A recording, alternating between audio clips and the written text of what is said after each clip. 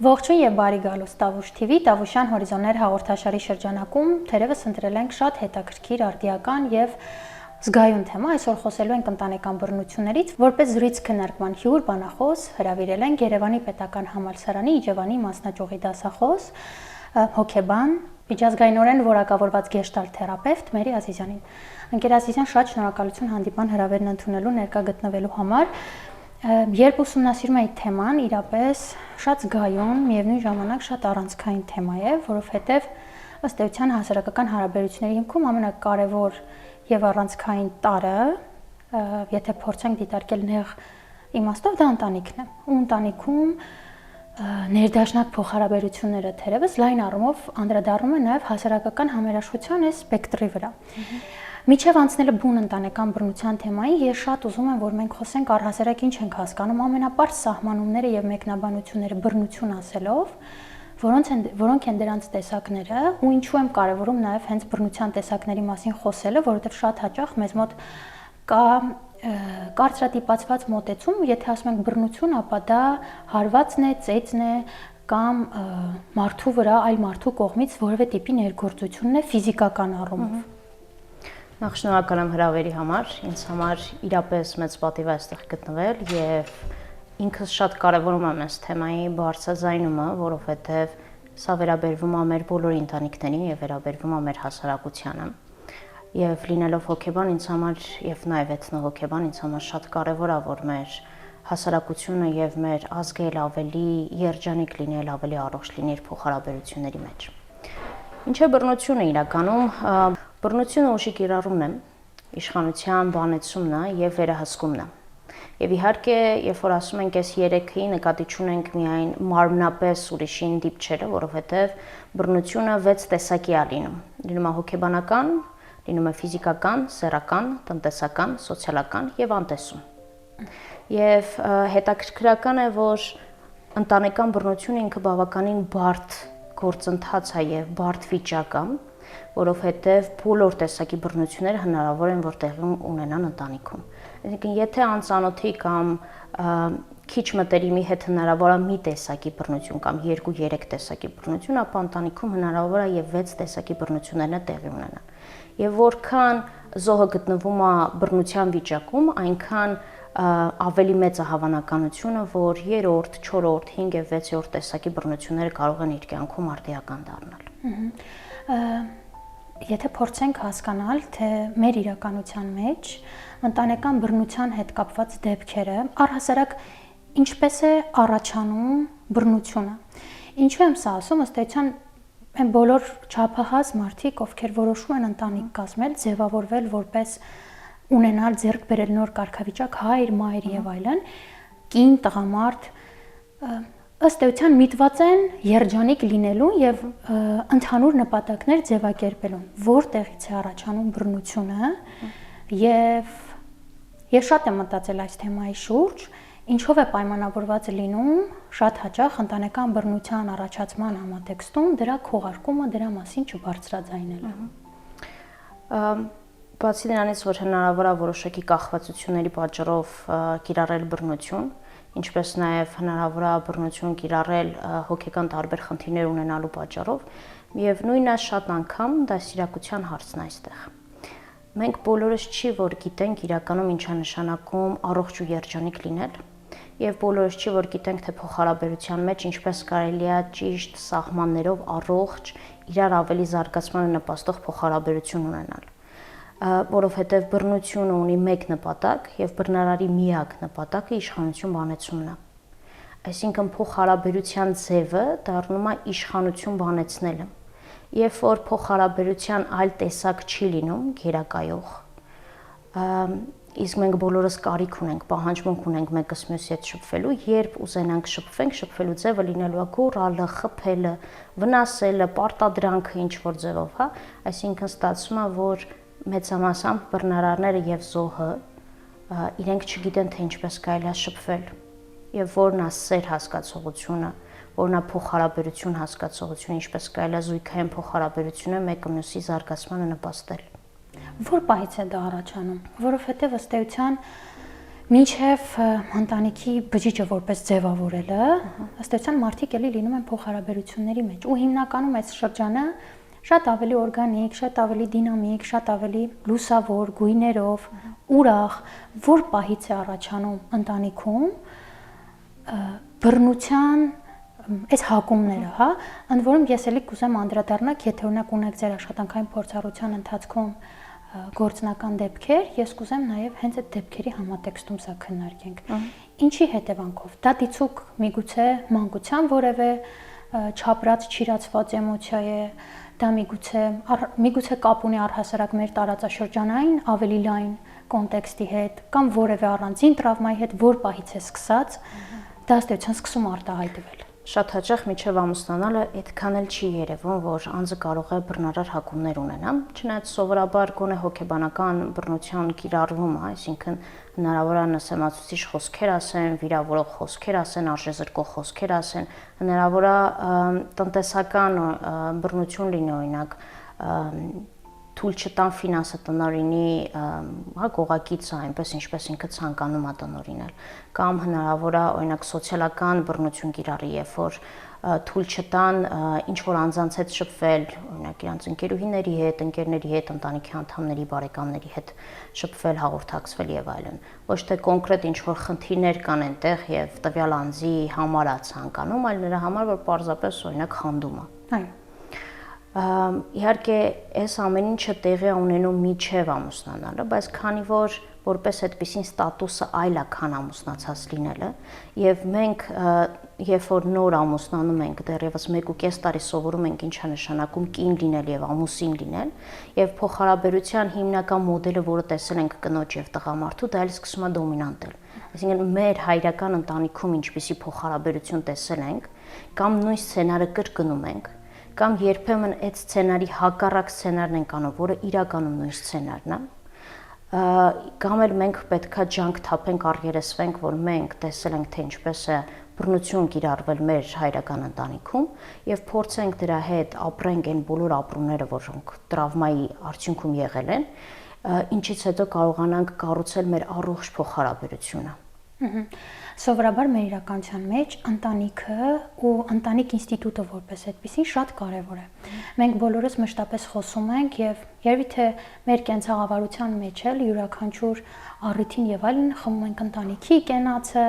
փառաբանում ենք այս ինստիտուտը եւ միևնույն ժամանակ գիտենք, որ հանրության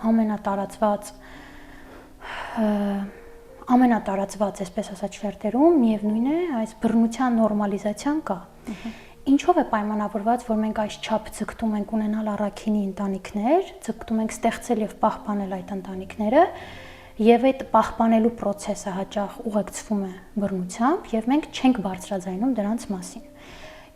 Ինչն է հանդիսանում առիթ, պատճառ, կամ միգուցե դա հետևանք է, երբ մենք օրինակ դիցուկ ամաչում ենք ասել դրա մասին, կամ չունենք բավարար իրազեկվածություն, թե ինչպես կարող ենք պաշտպանվել կամ ինչպես մենք կարող ենք պահել մեզ այդ իրավիճակում։ Միգուցե այդ պատճառները իրականում կոմպլեքս են եւ լրիվությամբ այլ տեղերում են, հա, թաքնված։ Պատճառն էս մեկն այն է, որ մենք շատ իդեալականացնում ենք հայի ընտանիք ասվածը, եւ մենք պատկերացնում ենք, որ ընտանիքը պետք է իդեալական լինի, որտեղ ոչ մեկից ինչ որ բան չի ուզում, չի պահանջում եւ պետքա միշտ իրանք խաղաղ ներդաշնակ լինեն,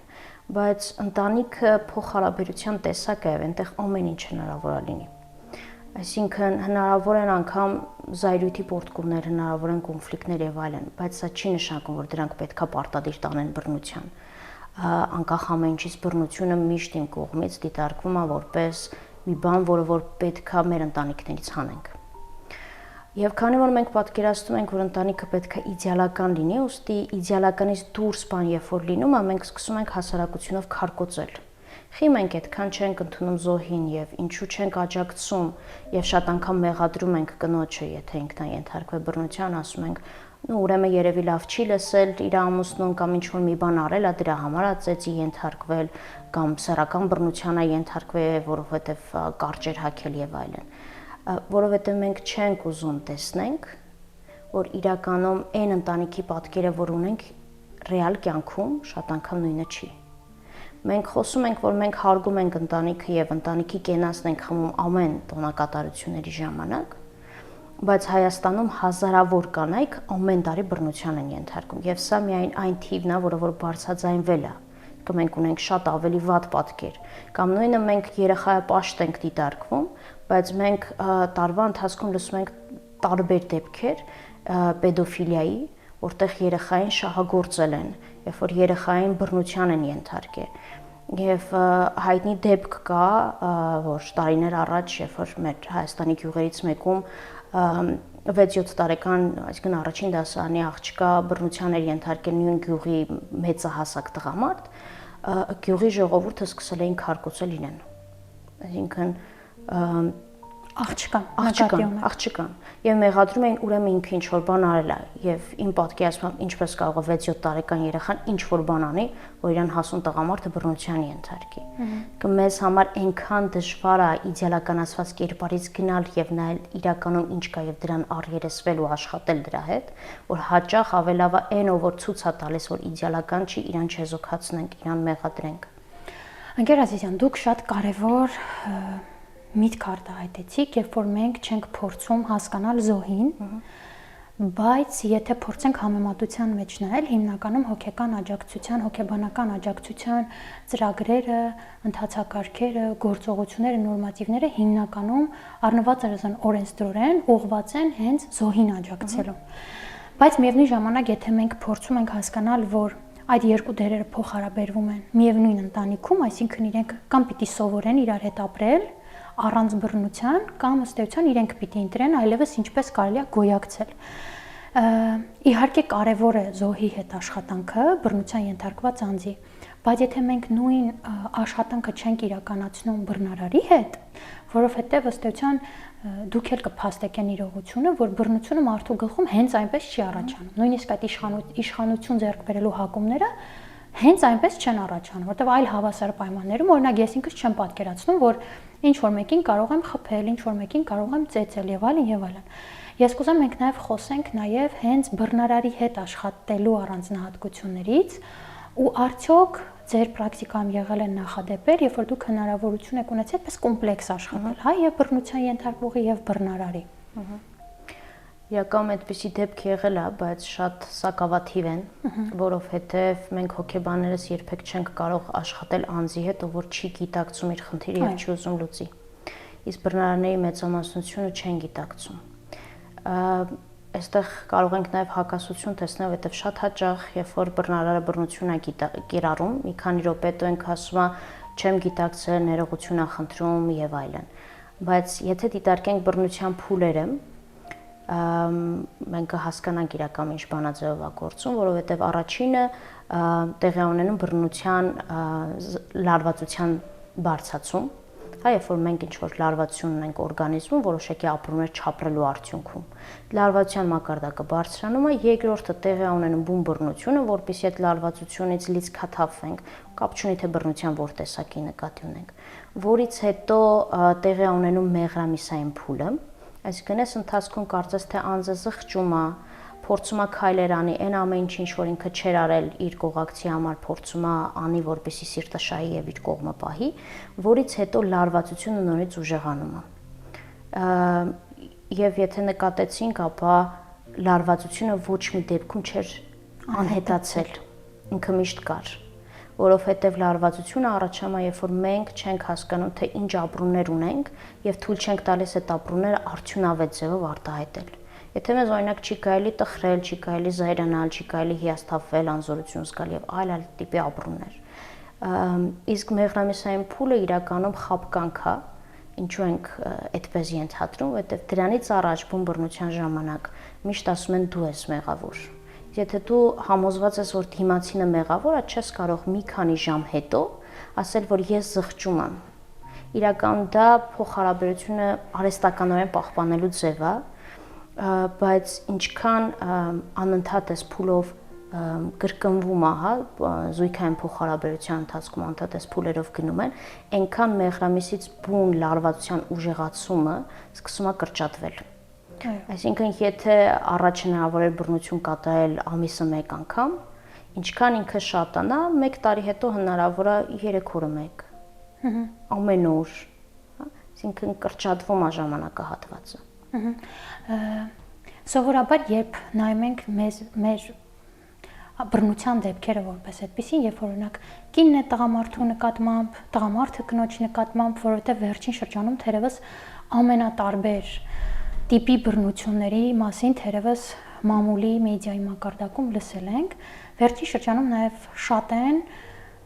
ծնող երեխա նկատմամբ բռնությունը, ընդ որում ծանր ֆիզիկական ներգործության միջոցով։ Վերջին շրջանում ընդամենը մի քանի օր առաջ հենց տարածվեց տեղեկատվություն, թե ոնց է հայրը դստեր նկատմամբ կիրառել ֆիզիկական ուժ, հոսանքահարման եւ այլն անմարդկային ըստ էության բնույթի ներգործությամբ, երբ ու այստեղ մոտ արդարացիորեն հարց է առաջանում։ Երբ մենք խոսում ենք ծնող երեխա հարաբերությունների մասին, առնվազն միանգամից այդ սիրո դրսևորումներու հետ կապված պատկերացումներ է մեզ հետ գալիս։ Սիրված լինելու, սիրելի մարդու մոտ դու քեզ կարող ես պաշտպանված գալ։ Եվ միևնույն ժամանակ ես հասկանում եմ, որ դիցուք տվյալ ծնողի գործողությունը իմ պատկերացմամբ առնվազն իր գաղափարական պատկերացումների համատեքստում զուտ դրսևորվել է այսպես կոչված դաստիարակչական մեթոդ։ Եվ երբ փորձում եմ հետ նայելու հասկանալ առհասարակ կենցաղավարության մեջ էլ ինչ նմանատիպ դեպքեր կա, հիշում եմ ինձ դիցուք երեխա ժամանակ եւ այն միջավայրը, որտեղ ես մեծացել եմ, երբ օրինակ մեր շատ մեծ մարդիկ, ծնողներ, տատիկներ, պապիկներ եւ այլն, ես ասում եմ, եթե քեզ փորձեն վնասել, ամենատարածված արտահայտությունը քարը վերցրու դուր գլխի։ Ես ուզում եմ հասկանալ, ինչու է շատ դեպքերում ու շատ համատեքստերում բռնությունը, որ իրապես ծանր բան է, հա, նորմալիզացված։ Ինչու ենք մենք շատ հաճախ մի շարք դաստիարակչական գործողությունների կամ մեթոդների առանցքը համարում քարը վերցրու դուր գլխին կամ հենց ինքներս մեր կողմից մեր սեփական երեխաներին ծեծի, ընդ որում ծեծ ասելով նկատի չունեմ, դիցուք օրինակ մեկ հարված, որ էլի վատ է, հա, ես ոչ մի ձևով եւ ոչ մի ֆորմատով չեմ արդարացնում բռնությունը որևէ անձի դեպքում, այո, որ ունի մշտական բնույթ, կրում է պարբերականություն, որի հետևանքով մարդը դադարում է իրեն զգալ ֆիզիկապես եւ հոգեպես լիարժեք, հա, ինչու է մեր հասարակության մեջ շատ դեպքերում բռնությունը համարվում որպես նորմալ։ Որովհետեւ շատ հաճախ մեզ թվում է, թե երեխան չի կարող ճիշտ լինել։ Մեզ թվում է, թե մեծահասակը ավելի լավ գիտի, թե երեխային ինչա պետք։ Հասկանում եք, մեր մեծահասակները, մեր տարեց սերունդը, իրանք հիմնականում մեծացել են ԽՍՀՄ-ի ժամանակահատվածում, որտեղ համոզված են, որ 90%-ի, եթե ոչ ավելի, կյանքում երբեք չեն լսել ես քեզ սիրում եմ, ես քեզանով հպարտանում եմ, ես քեզ աջակցում եմ, դու կարող ես, այսպիսի քաջալերական եւ աջակցող արտահայտություններ։ Եվ երբ որ սիրո դրսևորումը հիմնականում լինում է խրատելը կամ ֆինանսական աջակցություն կամ ընդհանրապես տանիք տալը, ստացվում է, որ 90-ականներից հետո ծնված երեխաների համար դրանք այդքան էլ կարևոր չեն։ Իհարկե սրանք բազային բաներն են, բայց շատ հաճախ ավելի կարևոր է ինչպես են աջակցություն ստանում, որովհետև 90 թվականից հետո ծնված երեխային կարելի է ասել ես քեզանով հպարտանում եմ, քո մոտ կստացվի ու ինքը կգնա սարեշուր կտա։ Բայց երբ որ ասել քեզ մոտ չի ստացվի, ինքը կարող է իրականում հավատա, որ չի ստացվի։ Իսկ մեր ծնողներին երբ որ ասում էին չի ստացվի քո մոտ, իրանք գնում ապացուցում էին։ Համակարգը փոփոխվել է, թե ինչպես կարելի է զարգանալ առաջ գնալ։ Ու երբ որ մենք չենք տեսնում, որ համակարգը փոխվել է եւ պետք է այլ տիպի մոտեցում ցուցաբերել, մենք ունենում ենք այն պատկերը, որը որ ունենք։ Այլևս չի կարող դաստիարակչական բնույթով ծեծը դիտարկվել որպես իրականում աջակցող ու զարգացնող շփում։ Հակառակը, հիմա երեխաները կարիք ունեն տեսնել օրինակ, իրանց պետք չի սովորացնել ինչ-որ բան, պետք չի իրանց ստիպել նստել, որ իրանք գիրք կարդան, երբ որ տեսնի, թե ծնողը ինչպես է գիրք կարդում, ինքը կգնա ու կկարդա, որովհետև իրանք ուզում են ծնողին նմանվել, բայց երբ որ ծնողը ինքը չի տեսել սեր, չի տեսել հարգանք, հոգատարություն եւ մեծացել է անկայուն փոխհարաբերություն ունեցող եւ անկայուն հուզական վիճակում գտնվող ծնողների ընտանիքում, ապա ինքը ուղղակի սցենա շարունակողն է դառնում։ Եթե խոսում ենք ընտանիքը որպես ապահով միջավայրի մասին ու թերևս այդ ընտանիքում տեղի ունենում բռնություն, ու եթե մարդը փորձում է չհամակերպվել այդ իրականության հետ ու թերևս իրեն ձերբազատի բռնարարի հետ հարաբերվելու հնարավորությունից, հա, այսպես ասենք։ Գիտի կինը, տղամարդը կամ երեխան ում պետք է դիմի եւ ինչ պիտի անի եւ արդյոք Հայաստանի Հանրապետությունում կան այն ինստիտուտները, որոնք կարող են ընթացիկ լուծում տալ մինչև խնդրի համապարփակ լուծումը, հա, այսպես ասած։ Հասարակական կազմակերպություններ կան, որոնք նաև ֆինանսավորվում են Հայաստանի Հանրապետության կառավարության միջոցով եւ ինչպես նաև 2024 թվականին օրենքը փոխվեց եւ թույլ տվեց, որ ել ավելի շատ մարդկանց կարողանան աջակցություն ցուցաբերել։ Նախ ասեմ, ինչի նկատում եմ շատ մարդկանց ասելով, որովհետեւ առաջ ընտանեկան բռնությունները քրեորեն դատելի էին համարվում, եթե օրինակ իրանք զաքսավորված չէին։ Այսինքն մեզ համար որպես պետություն կարևոր է տեսնել փաստաթող, որտեղ զաքսավորված են, նույն դիտարկել, որ սա ընտանեկան բռնություն է։ Բայց Հայաստանի Հանրապետությունը մեծամասամբ ապրում են չզաքսավորված զույգեր, օրինակ իրանք առաքելական եկեղեցու միջոցով ստացել են օրհնությունը, իրանք միասին ապրում են, բայց զաքսավորված չեն։ Եվ 2024 թվականին կառավարությունը ընդունեց օրենք, համաձայն որի այսուհետ ընտանիք հասկացողության մեջ մտնում են նաև զուգ ընկերները, մտնում են նաև նախկին կողակիցները, ինչպես նաև կարող ենք դիտարկել ծնողների քույր եւ եղբայրները եւ իրենց երեխաները, այսինքն մեր այսպես ասած տվայորդնի եղբայրները եւ քույրերը, եթե բռնություն են կիրառում մեր հանդեպ կամ մեր հոր եղբայրը, մոր եղբայրը եւ այլն, դիտարկվում են ընտանեկան բռնության կոնտեքստում։ Եվ մյուս կարևոր բանը, որ կատարվել է 2018 թվականից սկսված, ոստիկանության բաժանմունքներում բացված են առանձին մի բաժանմունք ընտանեկան բռնության կանխարգելման ուղղված եւ ոստիկանները տարիներ շարունակ վերապատրաստվում են ինչպես աջակցեն եւ ինչպիսի աջակցություն կարող են ցուցաբերել, ինչպիսի օրենքներ պետքա բացատրեն, երբ որ տեսնեն, որ անձը բռնության է ենթարկվել։ Կապ չունի քանի տարեկան է անձը եւ ինչ սեռ է։ Եվ մյուս կարևոր բաներից մեկը պետությունը եւ հասարակական կազմակերպությունները տրամադրում են կացարաններ։ Կացարաններից մեկը հայտնի է, ինքը բաց տարածություն ունի, Lighthouse կազմակերպությանն է պատկանում, բայց այնտեղ բավականին լավ վերահսկողություն կա տեսախցիկների եւ անձնակազմի միջոցով, եւ որևէ կողմնակի անձ հատկապես բռնարար այնտեղ չի կարող մոտենալ։ Եվ ունենք թաքնված մի քանի ապաստարաններ, որտեղ որ դիմելով համապատասխան կազմակերպությունների, նաեւ կարելի է նախարարություն զանգահարել, որտեղ իրենք կուղղորդեն, նաեւ կարելի է զանգահարել նույն Lighthouse իրենք կարող են ուղղորդել, ինչպես նաև կանանց ռեսուրսների կենտրոնն է, կանանց աջակցման այլ կենտրոններ կան, որոնք որ ուղղորդում են կացարաններ, որտեղ կտալիս են բավականին մեծ աջակցություն։ Նախ այնտեղ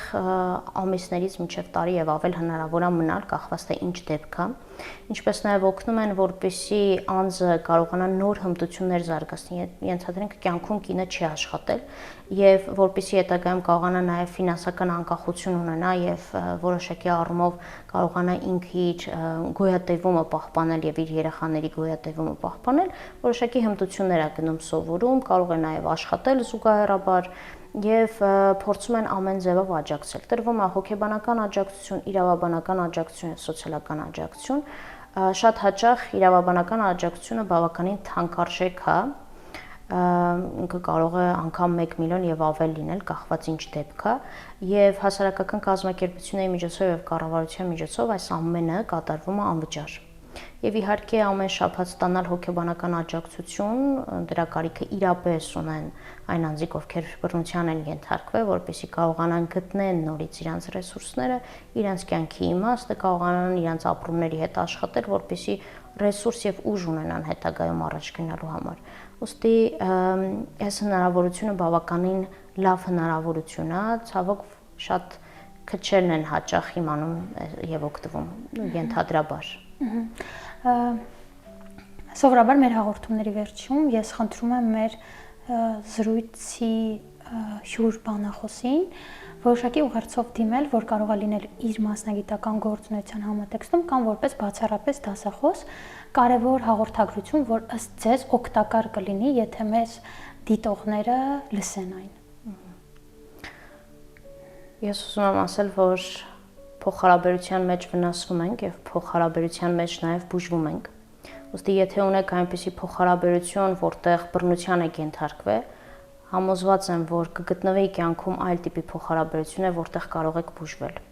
Եվ կարող եք դիմել հոգեբանի, որովհետեւ հոգեբանի հետ փոխհարաբերությունը հենց այդպիսի բուժող փոխհարաբերությունից մեկը կարող է լինել։